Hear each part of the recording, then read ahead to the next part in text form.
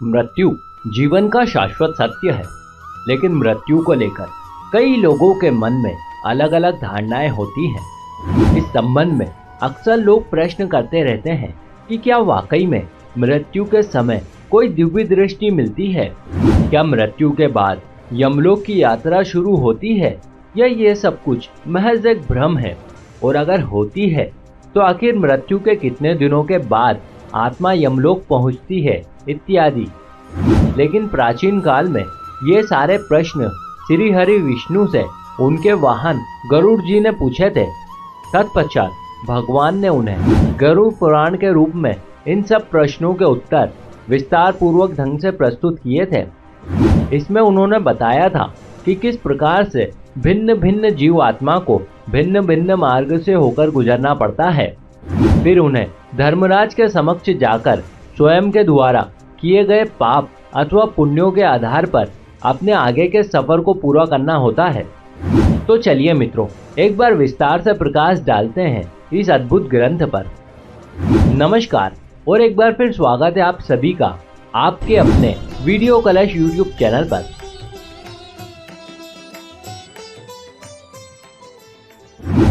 गरुड़ पुराण के अनुसार मृत्यु से पहले मनुष्य की आवाज चली जाती है, उसकी सारी इंद्रियां शिथिल पड़ जाती है।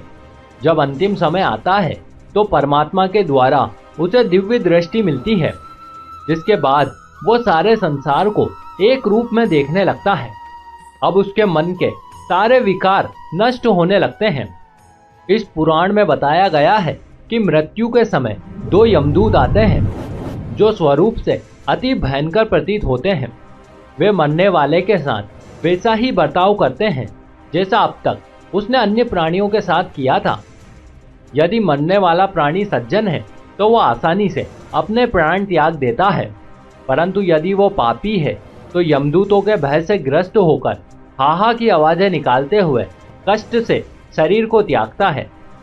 तत्पश्चात यमदूत उसके गले में पाश बांधकर उसे यमलोक की ओर ले जाते हैं। वो डरता डरता आगे बढ़ता है। मृत्यु का रास्ता अंधेरे और गर्म बालू से भरा होता है। यमलोक पहुंचने पर पापी जीव को यातनाएं दी जाती है। फिर उसे धर्मराज के कहने पर 13 दिनों तक के लिए अपने उत्तर कार्यों की पूर्ति हेतु आकाश मार्ग से घर पर छोड़ दिया जाता है। घर आकर वो जीव आत्मा अपने शरीर में फिर से घुसने जाती है। फिर उसे धर्मराज के कहने पर 13 दिनों तक के लिए अपने उत्तर कार्यों की पूर्ति हेतु आकाश मार्ग से घर पर छोड़ दिया जाता है। घर आकर वो जीव आत्मा अपने शरीर में फिर से घुसने का प्रयास करती है, लेकिन यमदूत के पास से मुक्त नहीं हो पाती है। जब तक उस आत्मा के वंशज अर्थात पुत्र आदि उसका पिंडदान नहीं करते हैं, तब तक वो आत्मा भूखी प्यासी रहती है। फिर 10वें दिन किए गए पिंडदान से उक्त आत्मा को चलने की शक्ति मिलती है। इसलिए हिंदू धर्म में पिंडदान करना आवश्यक माना गया है। तत्पश्चात मृत्यु के 13वें दिन यमदूत उसे फिर से पकड़ लेते हैं। फिर शुरू होती है यमलोक की यात्रा, जिसमें आत्मा को 3 प्रकार के मार्ग मिलते हैं, जिन्हें अर्ची मार्ग, धूम मार्ग और उत्पत्ति विनाश मार्ग कहते हैं।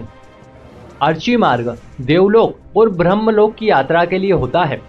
इसे सबसे सर्वोच्च मार्ग माना गया है।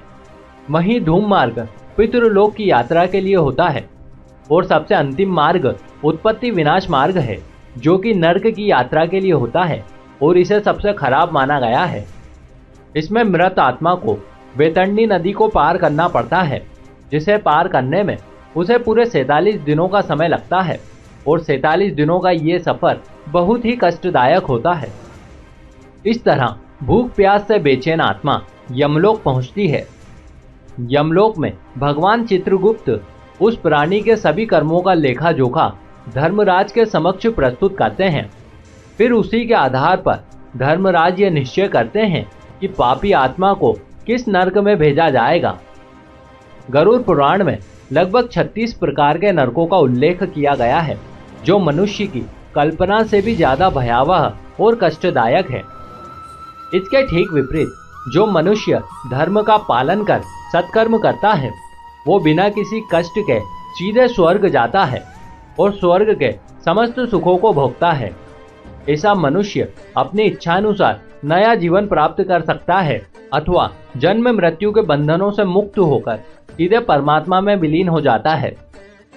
तो मित्रों, ये थी कथा मृत्यु के बाद के सफर की, जिससे आप जान ही गए होंगे कि मनुष्य को जीते जी कैसा आचरण करना चाहिए और कैसा नहीं।